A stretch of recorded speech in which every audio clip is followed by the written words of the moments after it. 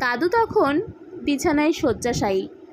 মারা যাওয়ার মাস দুয়েক আগেই দাদু তার সম্পত্তি ভাগ করে দিলেন 3 ছেলের মধ্যে।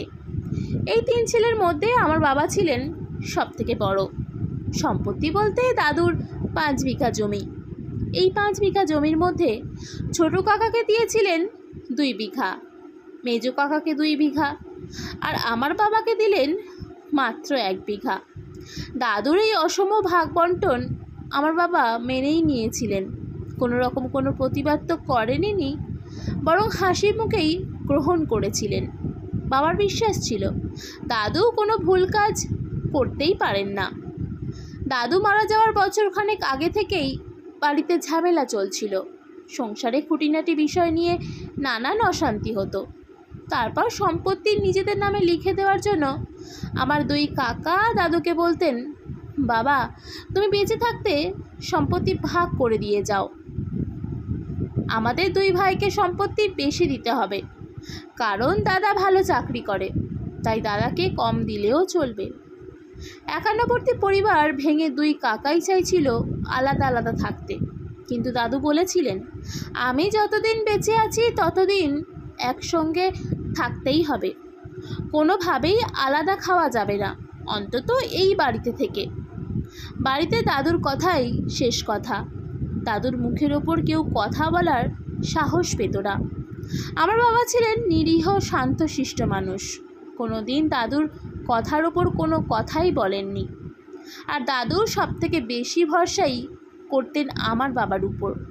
বাবা যেহেতু বড় ছেলে, তাই বেশিরভাগ দায়িত্বটাই বাবার উপর এসে পড়ত। আর বাবাকেও দেখেছি দায়িত্ব নিতে পিছপা হতো না। বিছানায় শয্যাশায়ী অবস্থায় একদিন দাদু বাবাকে ডেকে পাঠালেন দাদুর ঘরে। বাবা যেতেই দাদু বললেন, আমার কাছে এসে বস, একটু কয়েকটা কথা তোকে বলার জন্যই তোকে ডাকলাম। হ্যাঁ বাবা বলো।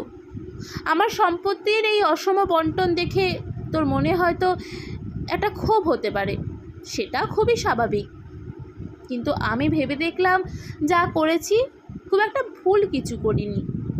না বাবা, আমার কোনো ক্ষোভ নেই, আমি জানি তুমি যা করেছো ভালোর জন্যই করেছো। কখনো তো তোমার মতের বিরুদ্ধে যায়নি বা তোমার কথার উপরে কোনো দিন কথাও বলিনি। আর সম্পত্তির উপর কোনো লোভ নেই আমার, আমি তো সেটা জানি। আমার 3 ছেলের মধ্যে আমি বড় ছেলের ওপর বেশি ভরসা করি। তবে এই সম্পত্তি নিয়ে কথা বলার জন্য আজ তোকে ডাকিনি।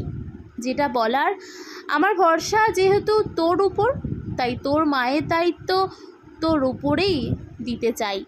তোর কাছে তোর মা থাকলে আমি অন্তত মরেও শান্তি পাবো। 1 বিঘা জমি কম দিলাম ঠিকই, সবথেকে বড় সম্পত্তি তোর কাছে দিয়ে গেলাম। তোর মা তোর কাছে এই বাড়িতেই থাকবে। আমার দিন তো শেষ হয়ে গেল, তাই মাকে যত্ন করে রাখিস। বাবা শুনে বললেন, তুমি সে নিয়ে ভেবো না, মা আমার কাছে অতি যত্নেই থাকবে। দাদু মারা যাবার পর পুরো সংসারটাই ভেঙে গেল। 2 কাকা বাড়ি ছেড়ে চলে গেল অন্য জায়গায়।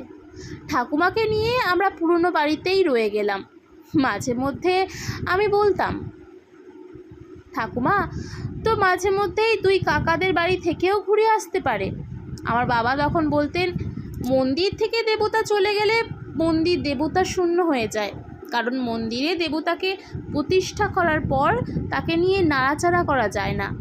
এই বাড়ি আমাদের মন্দির।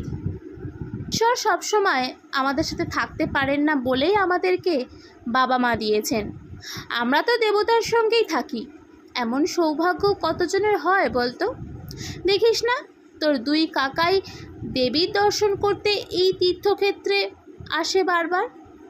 দেবতাকে কখনো তার জায়গা ছেড়ে ঘুরে বেড়াতে দেখেছিস? তাছাড়া তো ঠাকুমাও কখনো যেতে চায় নাই। এসব কথা কখনো বলিস না।